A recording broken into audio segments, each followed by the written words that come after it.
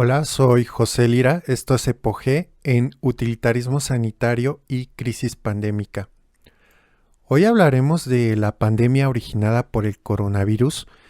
la cual estamos observando que ha producido una crisis sin precedentes en la época actual en los sistemas sanitarios de diversos estados nacionales. Pero es una crisis sanitaria de tal magnitud que está produciendo a su vez presiones hacia la crisis en el ámbito económico y en el ámbito del sistema político.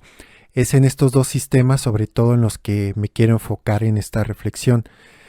En esta coyuntura pues se está poniendo a prueba la respuesta de diversos gobiernos y también de sectores de la sociedad civil. Ahora bien, tenemos por ejemplo la respuesta de naciones europeas del sur de Europa específicamente como Italia o España, inicialmente pues desastrosas, y que son respuestas que se han contrastado con enfoques, por ejemplo, como el del gobierno chino o sobre todo del gobierno surcoreano para enfrentar la crisis,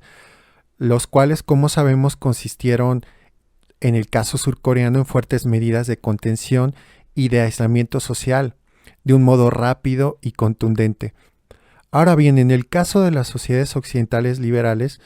tales medidas de control y de vigilancia social nos parecen a primera vista como incompatibles.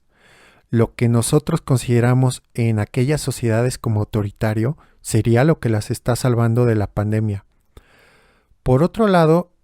está siendo evidente que los enfoques más radicales de control y aislamiento social para impedir la proliferación del virus tienen graves consecuencias para la economía nacional y regional,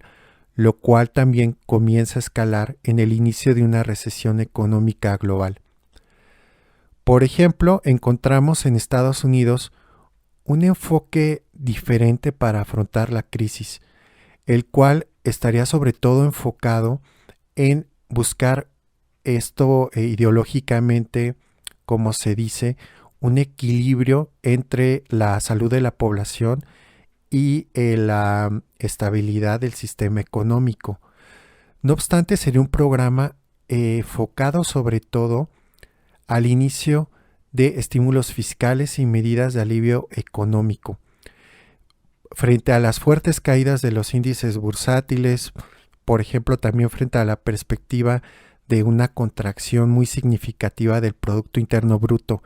y también en razón de las presiones fuertes del sector industrial y financiero, el gobierno de Donald Trump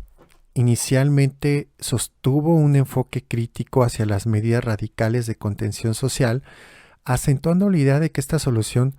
podría derivar a largo plazo en consecuencias peores para la sociedad. Este tipo de enfoque sostenido por Trump y que es seguido por gobiernos como el de Jair Bolsonaro en Brasil, comienzan con relativizar las consecuencias humanas de la crisis del coronavirus. De acuerdo a este discurso, pues sería inevitable que una proporción de la población fallezca a raíz de esta pandemia, pero en términos generales, medidas radicales de aislamiento que frenen la economía derivarán en un escenario mucho peor. En todo caso, de acuerdo a este discurso, serían mayores las muertes causadas por el cáncer o la diabetes a nivel global cada año, por lo que el porcentaje de muertes provocadas por la pandemia serían un costo aceptable o razonable para la supervivencia del sistema capitalista global. Aquí nos encontramos ante un ejemplo nítido de la lógica utilitarista que es inherente al funcionamiento del sistema capitalista. Aquí cabría detenernos un poco en analizar qué es el utilitarismo o recordar qué es el utilitarismo, el cual es una doctrina económica y política fundada por Jeremy Bentham en el siglo XIX, que consiste sintéticamente en la consideración de que las decisiones correctas en el ámbito sociopolítico y socioeconómico se derivan fundamentalmente de un cálculo costo-beneficio. Serían correctas aquellas acciones que garanticen el bienestar o felicidad de la mayoría, ello aunque se afecte la dignidad o vida de un sector de la sociedad. Es evidente que esta respuesta utilitarista a la crisis pandémica va a afectar la dignidad y los derechos humanos de los cientos de miles de personas que se están contagiando durante esta pandemia. Es una respuesta antihumana que sacrifica a los más débiles, a los más ancianos y a los sectores más vulnerables de la sociedad, como se está viendo ya en el caso de Estados Unidos, en el que se ha observado que el coronavirus está teniendo una tasa más alta de mortalidad entre los sectores latinos y los sectores afroamericanos. Y que por otro lado, pues esta respuesta utilitarista es inherente a la lógica del sistema económico capitalista, el cual se encuentra guiado, como sabemos, por el imperativo del cálculo costo-beneficio y por la lógica de estar valorizando al capital y no por la consideración de los principios éticos universales como el respeto a la dignidad humana, la empatía o la solidaridad, que son principios que han sido además positivizados en las constituciones de los países democráticos y que constituyen el núcleo de la doctrina de los derechos humanos, cuyo propósito fundamental es la defensa del más débil. De tal modo, pues nos enfrentamos con una presión bastante grande del sistema económico a escala nacional, regional y global hacia un manejo de la pandemia desde un enfoque utilitarista. Ahora, en términos políticos, la pandemia está produciendo un panorama de deshumanización que parece que no se decanta por lo que el filósofo esloveno Slavoj Žižek considera como posible en esta coyuntura, el ensayo de alternativas a la sociedad capitalista. En contraste, observamos que más bien la situación está transcurriendo en el camino de una barbarie intrínseca a un manejo utilitarista que está ponderando la supervivencia del sistema económico mundial por encima de la vida humana. La pandemia, al contrario de lo que afirma Žižek, no está impulsando formas de economía solidaria ni fortaleciendo los vínculos sociales fundados en la solidaridad y la empatía.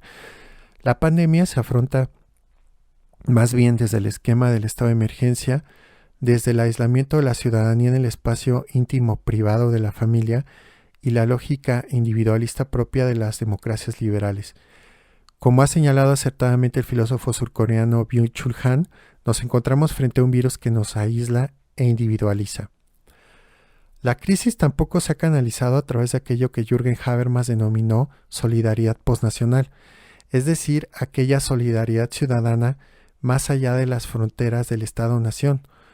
lo cual constituye el núcleo de una solidaridad entre ciudadanos cosmopolitas. Hasta este momento, la crisis pandémica ha desatado no una respuesta cosmopolita, sino el cierre de fronteras, el abandono de países en estado de emergencia que requieren del apoyo económico y sanitario de la comunidad internacional, así como el refuerzo de la xenofobia, el racismo y del nacionalismo. Ahora bien, no obstante, aunque esta crisis ha desertificado momentáneamente el espacio público y las calles, los cuales son el escenario de la protesta social, lo cual puede ser abordado desde los enfoques del estado de emergencia y de la vigilancia y del control social, tampoco parece de todo correcta la visión de Byung-Chul Han de una sociedad individualizada y totalmente aislada. Habría que acentuar que por otro lado y en contraste, nos encontramos plenamente sumergidos en un flujo de información, discusión y debate en el espacio público virtual global, en el cual las comunidades académicas y científicas, además de la ciudadanía, discuten prolíficamente las respuestas a la crisis y los escenarios que se estarán produciendo en los siguientes meses, y que también son capaces de discernir el flujo de fake news y de analizar racionalmente los flujos comunicativos. Es en este espacio público virtual donde encontramos también ponderada y acentuada la necesidad de una respuesta solidaria y empática hacia los sectores más vulnerables de la sociedad, de una respuesta humana desde principios éticos universales que generan solidaridad y empatía hacia los sectores más vulnerables de esta crisis.